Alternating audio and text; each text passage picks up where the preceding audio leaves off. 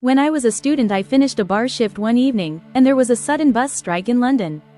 The only money I had on me was what I needed to eat that week. I had no money for a taxi or tube and thought I'd just walk home. I lived near a landmark that you could see from miles away. I knew how to get from the landmark home easily enough, but didn't know a route from where I was to the landmark, so I winged it. My experimental path took me into a nice-looking estate near the bank of the Thames River, but also to a dead end. I had to backtrack, and in doing so caught the attention of a tall black man in a purple tracksuit walking along the path by the side of the river. I'm a big guy, though, so wasn't unduly alarmed. Anyway, as I was walking along the road, still in a nice-looking, but very quiet, business-oriented part of town, I noticed that the guy is behind me. He doesn't do a courtesy cross of the street, or slow down. He's matching my speed and keeping a constant distance. At one point I notice a security guard in a lobby of a glass-fronted building, and step into the shelter of its facade whilst pretending to make a phone call. The black guy passes by and turns left and out of sight further down the street. I give it a few moments and resume walking along the street. I look behind me further along, just to keep situational awareness, and he's back again. He had walked up that street only so that he could wait for me to pass by, and start following me again. Well and truly alarmed now, I start walking quicker when we come across a steep, curved incline. As soon as I know that I'm out of his line of sight, I sprint up the rest of the hill. I would have kept running, but a taxi was passing, and I hailed it and jumped in. I figured I would be better off spending my food budget on getting out of there and eating oatmeal for a few days, rather than staying in that situation. The route the driver needed to take involved doubling back the way that I came, so I scrunched down in the back seat. We passed the guy who'd been following me, and I remember his puzzled face as he scanned the street, trying to figure out how I was nowhere to be seen. I was late for class, and had a report due that day. The class, technical writing, was in a separate campus only accessible by bus or with a $300 parking permit, so I opt to take the bus.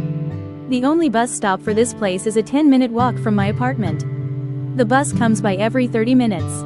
I normally walk, but since I was late, I drove over to a parking lot closer to the bus stop. At the time, I was driving a 1993 Ford Aspire. I was driving a Ford Aspire that had a few problems. The greatest evidence pointing to the fact that the car was a shitbox was the inoperable driver's side door lock.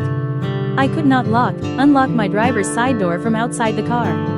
Only the passenger's side. Girls always thought I was being really nice when I would unlock their side first, but it was more of a self-serving thing because I could only unlock it from that side.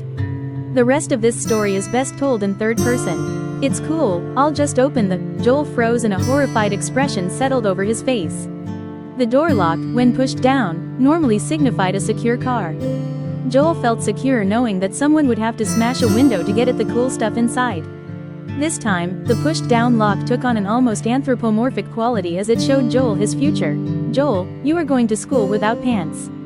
Joel tried to pull a bit, seeing that the door was only half shut. A half-shut car door like the kind where you turn around going, "I don't think I shut the door right," and bump it with your ass so that it shuts totally.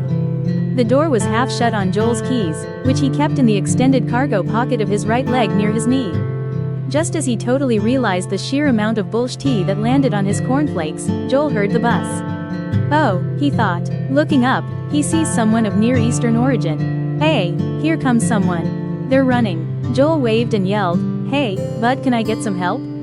He didn't speak English. Well, if he did, he wasn't fully coherent. He pointed at the bus, indicating that to be his intended destination. I heard him laughing as he passed.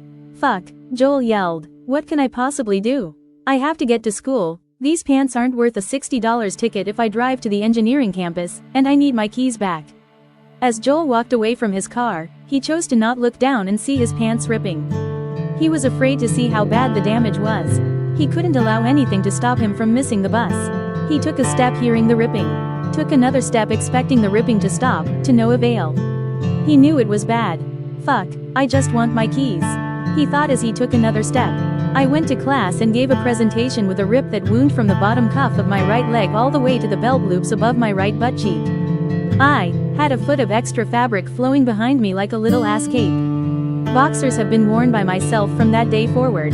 I got an A on the presentation because I enunciated, didn't let the fact that I had a single pant on bother me, and I brought a VF22 turbo with me to demonstrate forced induction, what my research paper was on.